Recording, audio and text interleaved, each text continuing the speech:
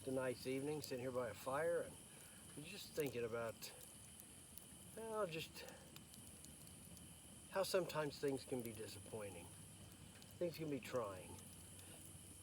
Particularly in looking at the stay-at-home order, we'd all had such high hopes. Things were looking better, and things were starting to open up, and then all of a sudden, it takes a reversal. I know it's discouraging to a lot of people. But you know, things will get better. They will. We'll all get back together soon. So many times things happen that we don't really like the way they turn out. We don't think they're the best for us. Sometimes the pressure and the disappointment and discouragement is almost more than we think we can bear. Maybe somebody's hurt you. Maybe you've been disappointed. Maybe you've lost something or someone. Maybe there have been things happening in your life that you don't think you could ever recover from. But let me tell you that there's good news. There's good news in the redeeming power of Jesus. You know, we never know how strong we have to be until we have to be that strong. And I hope that you never have to find out just how strong you have to be. No one wants to be pushed to their limits. But know this, if that happens, you've got a reservoir of strength and power, peace,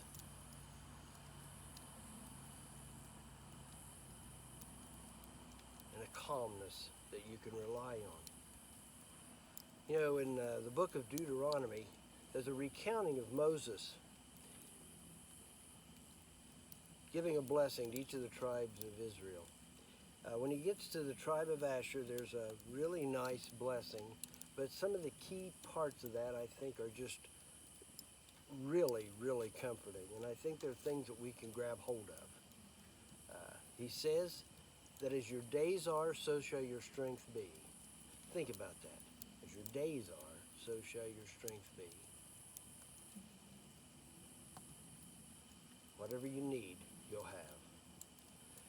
And then he goes on to say that the eternal God is your refuge, and underneath are the everlasting arms. There should be a lot of comfort there. Because from time to time, things come upon us. But you know, sometimes those things that come upon us can really help us to showcase who we are and to showcase how powerful God can be. You know,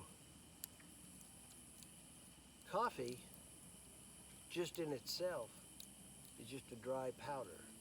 It was made to be put in hot water. It was made for the hot water. Think about that.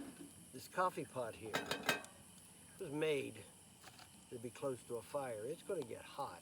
Its whole lifespan will be nothing but from one hot spot to another. But that's what it's made for, and that's where it shines. Like I said, I hope we can get by without a lot of tribulation, a lot of trouble in our lives. But know this, that the safest place for a ship is in the harbor. But ships were never built to stay in the harbor. So as you go sailing about this world, sail with the confidence of knowing that God, the eternal refuge, He is with you. And underneath are the everlasting arms. I look forward to seeing you sometime soon. We'll all get back together.